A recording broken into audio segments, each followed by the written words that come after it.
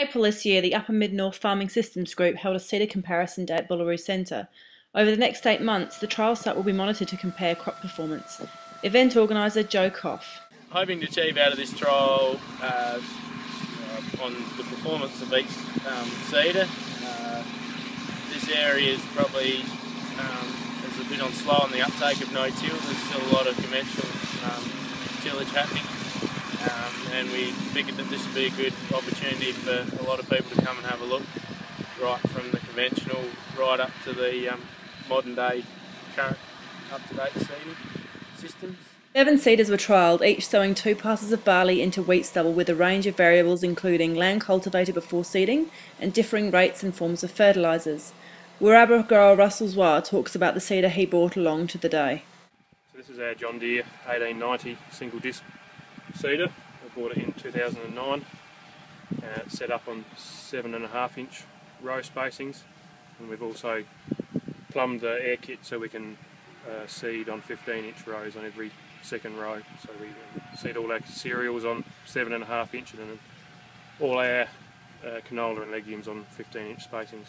It's just a standard John Deere single disc machine. There's nothing aftermarket about it. It's a single disc opener with a small seed firming wheel that presses the seed into the bottom of the slot, and then the closer wheel comes behind and covers the crop up. Predominantly bought the machine because we want to be able to seed into any amount of residue that we can, and with the least soil disturbance, so we want to go into stubbles that you'd never get through with a knife point machine, and it does that pretty well.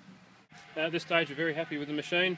You know, you just got to be on the ball a bit more. Like a knife point will do a good job in virtually any situation, whereas your discs, if you've got a lot of residue or damp weather or sticky soils, you just got to plan things a bit better. But at this stage, very happy with it. Trial coordinator Todd Orick lent his Bullaroo Centre paddock for the trial. He also sowed passes with his primary sales precision seeder along with the control strips for the day. We've got here a Flexicoil SC230 hopper, 8-tonne hopper, running variable rate, fitted by Topcon, hooked up to a primary sales precision bar, which is 14.3 metres wide, 260mm tine spacing. It's over 6 rows. We can have variable tine breakout pressure up to about 1500 foot-pound at the tip. The points are primary sales. They slip on with 2 roll pins. The boats are primary sales. Everything on this is primary sales, and we've gone for the wide press wheel to stop the seed tube going too deep. We aim to sow the seed between 25 and 20 mil.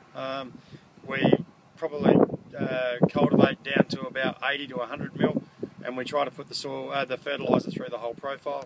The air card is very accurate. We've had it for a while and we trust it, and we sow at about 8.5 to 9 kilometres an hour.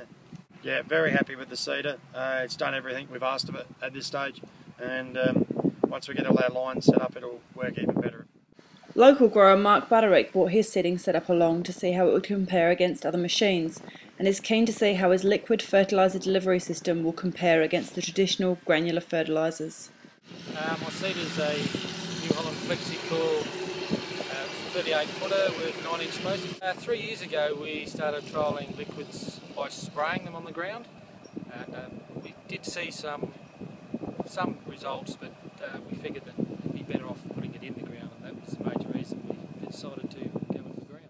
Although Mark has seen encouraging results, especially with increased root growth, his current concern is with the price of liquid fertilisers and the cost associated with transporting them from interstate. The cost of transport is very high at this stage, so if we can get it made locally, we can save quite a bit of money on freight costs. Seeder comparison trials were popularised by the Lowbank Ag Bureau, who undertook a similar project in 2012.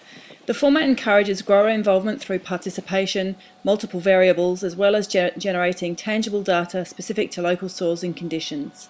No-till advocate David Humphreys thinks seeder comparison trials are the way forward. I think these seeder demonstration or comparison days, you probably call them, are going to really take off. Like, farmers are showing a great interest in turning up, and they want to see machines in the same paddock on the same day.